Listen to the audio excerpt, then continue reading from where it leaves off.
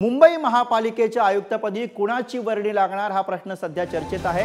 मुंबई महापालिकेच्या आयुक्तपदासाठी नाव सध्या चर्चेत आहेत। भूषण गगराणी असतील, अनिल डिग्गीकर असतील, त्याचबरोबर संजय मुखर्जी असतील, यांची नावं सध्या प्रामुख्याने चर्चेत आहेत। तिन्ही नावं ही राज्य सरकारने केंद्रीय निवडणूक आयोगाला पाठवलेली आहेत। गगराणी हे मुख्यमंत्र्यांचे अतिरिक्त आयुक्त आहेत, तर अनिल डिग्गीकर हे बेस्टचे महाव्यवस्थापक, तर डॉक्टर संजय मुखर्जी हे MMRDAचे महानगर आयुक्त आहेत।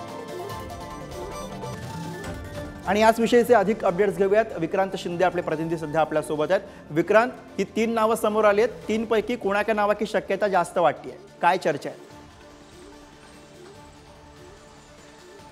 गुरुप्रसाद, खरं तर चर्चेविषयी बोलायचं झालं तर ज्यावेळी इक्बाल सिंग चहल यांना महानगरपालिकेच्या आयुक्त पदावरून हटवण्याचे आदेश हे केंद्रीय निवडणूक आयोगाने दिले, त्यानंतरपासूनच भूषण गगराणी यांचं नाव चर्चेत आहे। खरं तर भूषण गगराणी हे 1990च्या बॅचचे IAS अधिकारी आहेत, तर दुसरीकडे जे डिग्गीकर आहेत जे आता बेस्टचे म्हणजे बॉम्बे इलेक्ट्रिक सप्लाय अँड ट्रान्सपोर्टचे खरं तर महाव्यवस्थापक आहेत, ते सुद्धा 1990च्याच बॅचचे IAS अधिकारी आहेत। आणि तिसरं जे नाव राज्य सरकारने निवडणूक आयोगाला पाठवलेलं आहे ते म्हणजे मुखर्जी, डॉक्टर मुखर्जी हे खरं तर 1996च्या बॅचचे IAS अधिकारी आहेत। सध्या ते MMRDAचे महानगर आयुक्त आहेत, या पदावर ते कार्यरत आहेत। मात्र या तिघांची नावं जरी सुचवलेली असली तरी नाव जे चर्चेत आहे ते भूषण गगराणी यांचंच आहे।